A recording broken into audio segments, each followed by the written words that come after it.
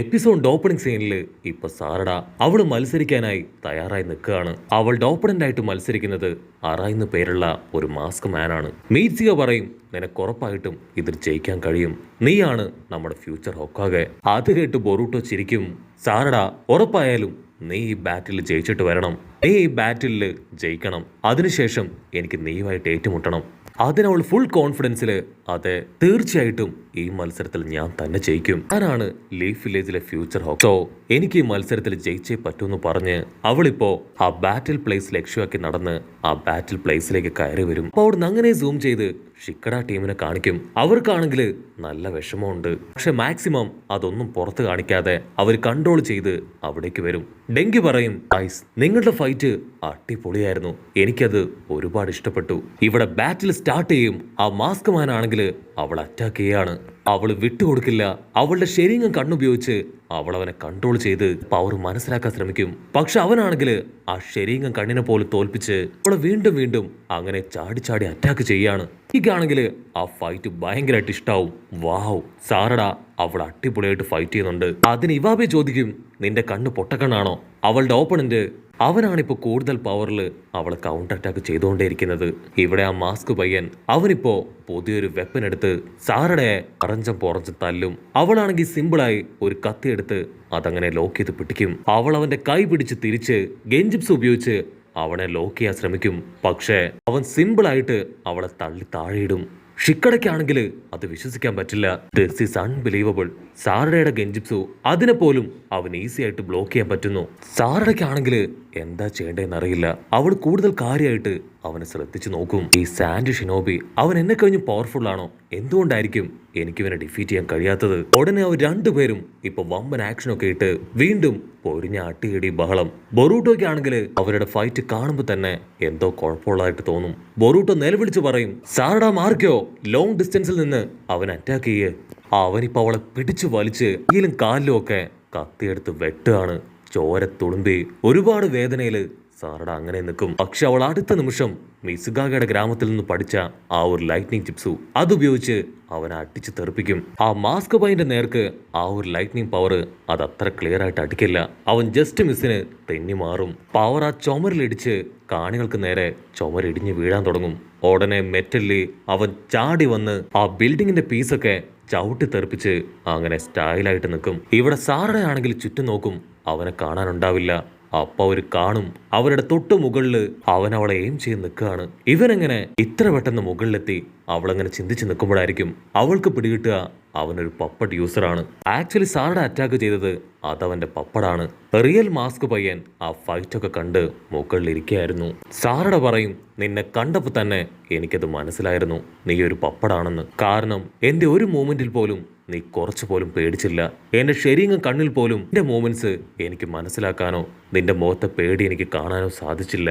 ഫൈറ്റിനിടയിൽ നിന്റെ ബോഡിയിൽ നിന്ന് ഒരു ത്രെഡ് റാഡ് അത് പുറത്തേക്ക് പോകുന്നത് ഞാൻ നോട്ടീസ് ചെയ്തിരുന്നു. ആൻഡ് വില്ലേജിൽ ഇഷ്ടം പോലെ പപ്പഡ് യൂസേഴ്സ് ഉണ്ടെന്ന് എനിക്ക് നേരത്തെ തന്നെ അറിയാമായിരുന്നു. മാത്രമല്ല എന്റെ ശരീരം പവർ അത് ഞാൻ കൂടുതലായിട്ട് യൂട്ടിലൈസ് ചെയ്ത് എന്റെ പവർ അത് ഡ്രെയിനാക്കി കളയാന്നല്ലേ നീ ഇത്രയും നേരവും കരുതിയിരുന്നത്?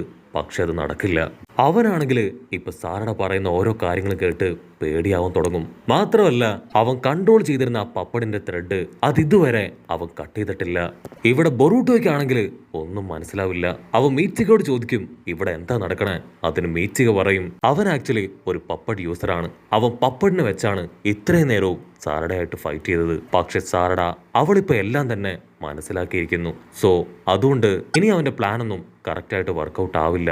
ആ പേടിയിലാണ് അവനിപ്പോ. ആ മാസ്ക് പയ്യൻ അറായ അവനാണെങ്കിൽ പേടി കൂടി കൂടി വരും. അവനും ആക്ച്വലി മെറ്റലിയുടെ സെയിം ക്യാരക്ടറാണ്. അവൻ ടെൻഷനായി അവിടുന്ന് ഓടാൻ തുടങ്ങും. ഷിങ്കിക്കാണെങ്കിൽ അത് കണ്ട് സഹിക്കില്ല. അവൻ ഫുൾ കലിപ്പില് ഇപ്പൊ അറായെ തിരികെ വിളിക്കും. വേറെ വഴിയില്ലാതെ അവൻ വീണ്ടും അവന്റെ പപ്പടിനെ എടുത്ത് ആരടയ്ക്ക് നേരെ വരികയാണ്. അവള് സെക്കൻഡുകൾ കൊണ്ട് ഫയർ സ്റ്റൈൽ ചിപ്സു അതുപയോഗിച്ച് ആ ഒരു പപ്പടിനെ കത്തി എരിയിച്ച് ദൂരേക്ക് കളയും.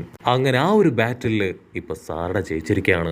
അവള് മീറ്റ്സികയോട് പറയും, മീറ്റ്സികി അടുത്തത് നിന്റെ ബാറ്റിലാണ്, നീ കൂടെ ഇതിൽ ജയിക്കുകയാണെങ്കിൽ ഫൈനൽ മാച്ച് അത് നമ്മൾ 3 പേരും തമ്മിലായിരിക്കും. ഉടനെ അടുത്ത അനൗൺസ്മെന്റ് ഉയരും.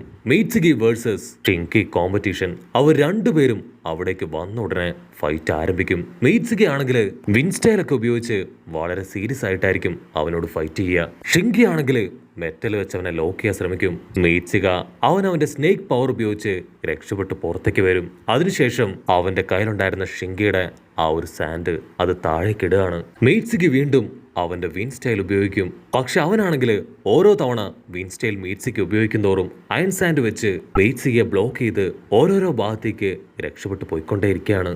അവൻ അയൺ സാൻഡ് വെച്ച് ഇപ്പോൾ ഒരു സുനാമി തന്നെ ക്രിയേറ്റ് ചെയ്യും. അതിനുള്ളിൽ വെച്ച് മീറ്റ്സുഗിയെ ഈസി ആയിട്ട് ട്രാപ്പ് ചെയ്യാൻ ശ്രമിക്കുകയാണ്. പക്ഷെ അവന്റെ സ്നേക്കുകളെ ഉപയോഗിച്ച് ആ ഒരു ലോക്ക് അത് തല്ലി തകർത്ത് പുറത്തേക്ക് വരും. അതിനുശേഷം അതേ സ്നേക്കുകളെ വെച്ച് തന്നെ ഷിങ്കിയെ ചുറ്റി വളയ്ക്കാനായിട്ട് ശ്രമിക്കും. പക്ഷെ അപ്പോഴേക്ക് ഷിങ്കി അവന്റെ അയൺ സാൻഡ് വെച്ച് പാമ്പുകളെ മുഴുവൻ ദൂരേക്ക് തെറിപ്പിക്കും. മീറ്റ്സുഗി പറയും, ഓ നിനക്കും നല്ല പവർ ഉണ്ടല്ലേ, പക്ഷെ കുഴപ്പമില്ല, എന്റെ സ്നേക്കുകളുടെ മുൻപിൽ നിനക്ക് പിടിച്ചു നിൽക്കാനാവില്ല. മീറ്റ്സുഗി അവന്റെ സ്നേക്കിനെ ഇപ്പൊ ഭൂമിക്ക് അടിയിലൂടെ കൊണ്ടുവന്ന് ഷിങ്കിയുടെ കാല് പിടിച്ച് വലിച്ച് താഴേക്ക് കൊണ്ടുപോവാണ്. എല്ലാവരും ഷിങ്കി ലോക്കായെന്ന് കരുതും. പക്ഷേ ഷിങ്കിയുടെ അയൺ സാൻഡിന്റെ പവർ അവൻ ആ ഒരു അറ്റാക്കിൽ നിന്നും രക്ഷപ്പെടുത്തി സിമ്പിളായി ഇപ്പൊ മീറ്റ്സുഗയുടെ തൊട്ട് പിന്നിലേക്ക് കൊണ്ടുവരാണ്. ഇവിടെ മെറ്റലിലേക്കാണെങ്കിൽ ഇവരുടെ ഫൈറ്റ് കാണുമ്പോൾ കുറച്ച് ടെൻഷനാവും. അവൻ പറയും, നമ്മൾ കരുതിയതുപോലല്ല, അവന്റെ പവർ അത് അൺപ്രഡിക്റ്റബിൾ ആണ്. ഒരുപാട് കാര്യങ്ങളിൽ അവൻ ട്രെയിനിങ് എടുത്തതാണ്. മീറ്റ്സുഗിക്കാണെങ്കിൽ അവന്റെ ഫൈറ്റും അവന്റെ ടെക്നിക്സ് ഒക്കെ കാണുമ്പോൾ ഭയങ്കര സന്തോഷാവും. വാവ്, നീ നിന്റെ ക്ലൗൺസിനെ ഉപയോഗിച്ചാണല്ലേ അറ്റാക്ക് ചെയ്യുന്നേ? അതിനാവും പറയും, അതെ, മാത്രമല്ല എന്റെ പപ്പ എന്നോട് പറഞ്ഞത് ഒരു സാഹചര്യത്തിലും എന്റെ ഗാർഡ് അത് ഡൗൺ ചെയ്യാൻ പാടില്ല എന്നാണ്. സോ നീ എന്തൊക്കെ ചെയ്തിട്ടും കാര്യമില്ല, എന്റെ ഗാർഡ് ഞാൻ ഡൗൺ ചെയ്യില്ല. ഉടനെ മീറ്റ്സുഗ അവൻ ബൊറൂട്ടോ ആണ് ഇതുപോലൊരു സിറ്റുവേഷനിൽ പെട്ടുപോകുന്നതെങ്കിൽ അവൻ എന്ത് ചെയ്യും എന്ന് ചിന്തിക്കും. അതിനുശേഷം ഒരു ലൈറ്റ്നിങ് സ്റ്റൈല് അത് കയ്യിലേക്ക് എടുക്കുകയാണ്. സ്നേക്കില് ലൈറ്റ്നിങ് പവർ ഉപയോഗിച്ച് അവൻ വീണ്ടും ഷിങ്കി ആയിട്ട് പൊരിഞ്ഞ അട്ടിയിട്ടി ഫൈറ്റ്. പക്ഷെ ഷിങ്കി ആണെങ്കിൽ അതിനെല്ലാം ക്യാഷ്വലായിട്ട് തട്ടിത്തെറിപ്പിക്കും. അതിനുശേഷം വമ്പ ഫോഴ്സിൽ മീറ്റ്സുഗയെ ദൂരേക്ക് തെറിപ്പിച്ചു കളയും. മീറ്റ്സുഗ അവനാണെങ്കിൽ ഇപ്പൊ കുറേശ്ശെ ടയർഡായി കഴിഞ്ഞു.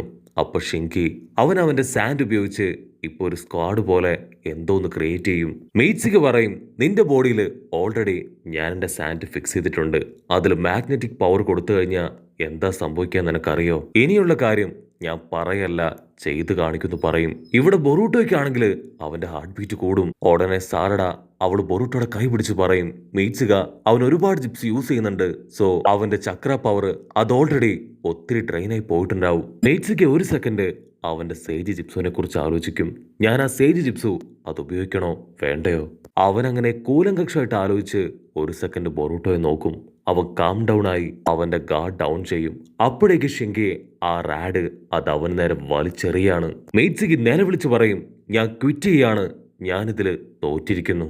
ഷിങ്കിക്കും അവിടെ ഉണ്ടായിരുന്ന ജനങ്ങൾക്കും റോക്ലിക്കും ആർക്കും തന്നെ അത് വിശ്വസിക്കാൻ കഴിയില്ല.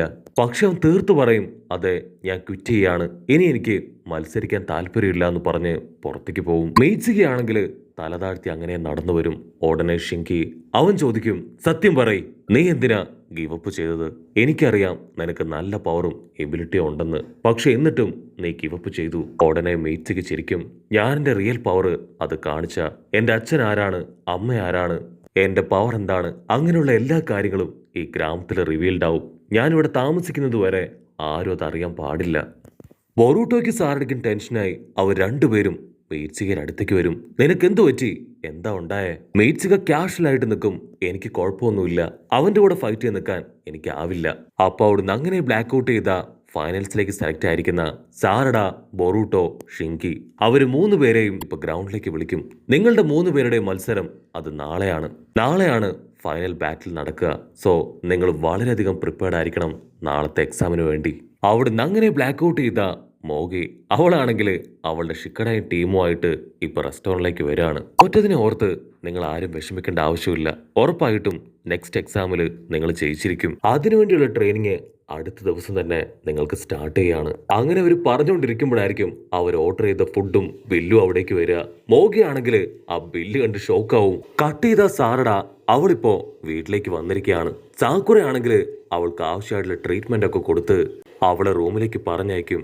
അതേസമയം സാസുക ആളാണെങ്കിൽ ഇപ്പോഴും ആ ഒരു കോഡ് അത് ഡീകോഡ് ചെയ്യാൻ ശ്രമിച്ചുകൊണ്ടേയിരിക്കുകയാണ്. അതിനുശേഷം ബൊറൂട്ടോയും കൂട്ടി വീണ്ടും ട്രെയിനിങ് സ്ഥലത്തേക്ക് വരും. സാസുക വലിയൊരു ലൈറ്റ്നിങ് പവർ ഉപയോഗിച്ച് അടുത്തുണ്ടായിരുന്ന ഒരു പാറ അത് തകർത്ത് കളയും. സാസുക പറയും, ഇതെന്റെ മാസ്റ്റർ കാക്കാഷിയുടെ പവറാണ്. ഈ പവർ നീ പഠിക്കുകയാണെങ്കിൽ ഉറപ്പായിട്ടും എക്സാമിന് നീ ജയിക്കും. പക്ഷെ ഈ ഒരു പവർ അത് ചെയ്യണമെങ്കിൽ നിനക്ക് ഷെരീങ്ങും കണ്ണ് ആവശ്യമാണ്. പക്ഷെ ഓൾറെഡി നിനക്ക് ഷെരീങ്ങും കണ്ണില്ല. പക്ഷെ നിന്റെ ചക്ര നേച്ചർ അത് ലൈറ്റ്നിങ് നേച്ചറാണ്. സോ അതുകൊണ്ട് തന്നെ ട്രെയിനിങ് എടുക്കുകയാണെങ്കിൽ നിനക്കത് ചെയ്യാൻ പറ്റും. നമുക്ക് പവർ ഉണ്ടെങ്കിൽ പിന്നെ നമ്മൾ ഡിഫീറ്റ് ചെയ്യാൻ ആർക്കും സാധിക്കില്ല. അവിടുന്ന് അങ്ങനെ കട്ട് ചെയ്ത് നെക്സ്റ്റ് ഡേ ഫൈനൽ ബാറ്റ്. ആളുകളെല്ലാം ആകാംക്ഷയോട് കൂടെ ബാറ്റിൽ കാണാൻ റെഡി ആയിട്ട് നിൽക്കുന്നതോടു കൂടെ ഈ ഒരു എപ്പിസോഡും അവസാനിക്കുന്നു. എപ്പിസോഡ് ഇഷ്ടപ്പെടുകയാണെങ്കിൽ തീർച്ചയായിട്ടും ലൈക്ക് ചെയ്യാനും കമന്റ് ചെയ്യാനും ഷെയർ ചെയ്യാനും മറക്കല്ലേ. അടുത്തൊരു അടിപൊളി എപ്പിസോഡുമായിട്ട് കാണുന്നവരെ it's me with Mallu episode.